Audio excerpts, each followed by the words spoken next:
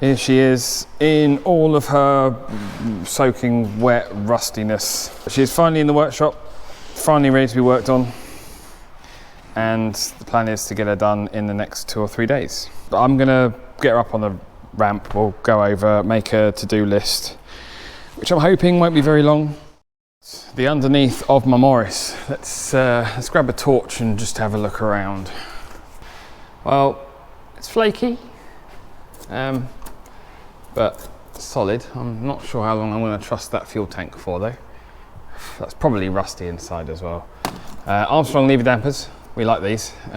Easily upgradable if these are no good, if they're a bit soft. You can see that brake pipe on the back there has been replaced. I believe that was the previous owner. And that one there. Let's just see whether no excess play in the prop shaft. In fact, the amount of grease and oil in the bottom there looks like it's been pretty well looked after. These are great because you've got a little bleed nipple in the bottom there, so we'll be able to deal with that when the time comes to service. I know one of these spring hangers, I believe it was this side, is a bit cruddy. You can see it's very flaky, and I thought it had a hole. It's right under there, but I think it's just flakiness under. Grab the torch again. It's a bit bent. You can see this one here. It's quite straight there, and on this side it's kind of curved, domed a bit. I don't know why that is. There's this hole in the floor, which we already knew about. The carpet will have to come up for that.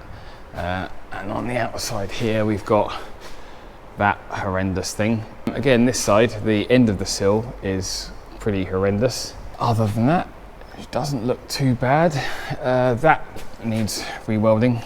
It is all, actually I might have to dig away up there as well. I think that's probably all going to go as well. But we'll dig away at that. That could just be, oh no, it's gone there. Let's see, there you go, there's my finger. There's my finger. So again, a little bit of patchwork there for that jacking point. Have just noticed this massive gaping hole in the chassis rail. Does look like it's probably had a patch or something before. Once I clean all this under seal off, we'll be able to have a proper look. But when it comes to welding, I think that's probably the first place that I'm gonna start, because that's the worst one. So yeah, we've got that to weld, the hole there to weld. I'm sure there's something with that jacking point. I wonder if it was the back one actually. Ah, it was the back. Pew! That to weld, which doesn't look too bad. This brake pipe, I know we need to replace. This is the one that burst when I went to bleed. No, it's not, it's this one here that burst when I went to bleed the brakes. It didn't look too bad at the time. Now that I'm looking at it, it's pretty shocking. I believe, am I looking at a bulging brake hose? I'm gonna get a brake hose, because I don't know if you can make it out in the camera. That there is got a little bit of a bulge in it, and it's very soft. Oh, and you can see here it's coming away. So definitely gonna need a brake hose.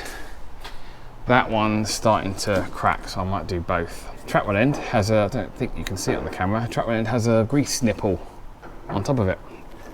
We like that, it makes servicing so much easier. So does that one's a bit easier to see. What's the rear hose like? Oh yeah, there's a chunk out of that one. Look at that, you can make it talk. Hello. Right, so it's time to make a list.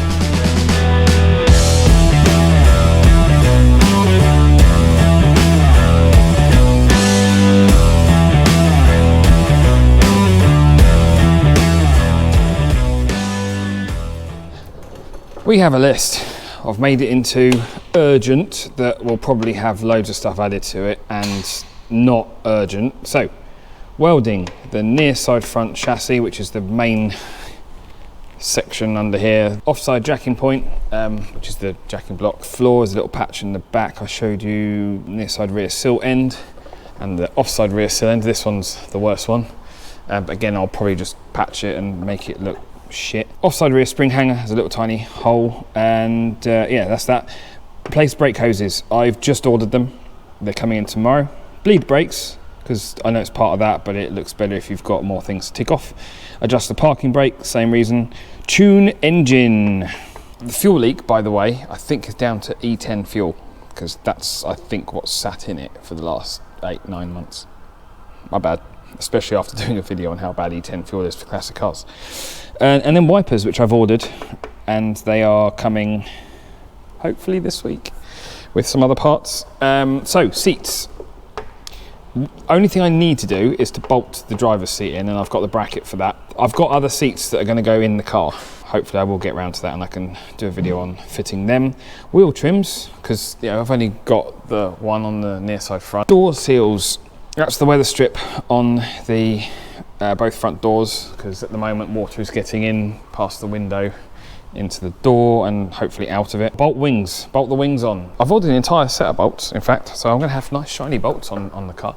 And the passenger front one is held on with a couple of bolts at the moment, so needs that. And clean, and at the bottom there in big writing, service. I've got service parts. I bought them when I got the car about 2 years ago. They're all sat in the car. They need to go on the car. And yeah, I probably will add to this. I know I'll add to this, but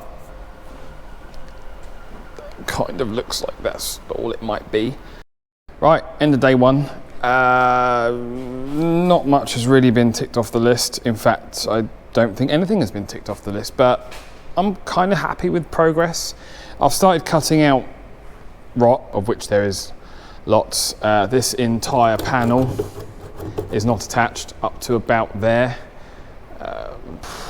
There's as always with classic cars that I buy, there's more to meet than meets the eye, really. Rear spring hanger is shockingly bad, and there's a shite load of filler. Yeah, so I need to take the actual spring hanger off in order to weld a plate under there. Yeah, that's this whole piece is shit. This is weird. This is really strange. So someone's welded a plate on like here, but they only needed to weld a plate on there. So if you did this, yeah, why? Look at how bad the chassis rail is. So that's the inside, that's underneath, and this one is particularly annoying because it goes really close to the suspension arm mount. So I have an idea how I'm going to tackle that. I've got some really thick plate, as you can see, hopefully. Somebody else has welded plates over the chassis rail, which I think is why it's all gone like this. And then I also found a little one at the front that doesn't look too bad.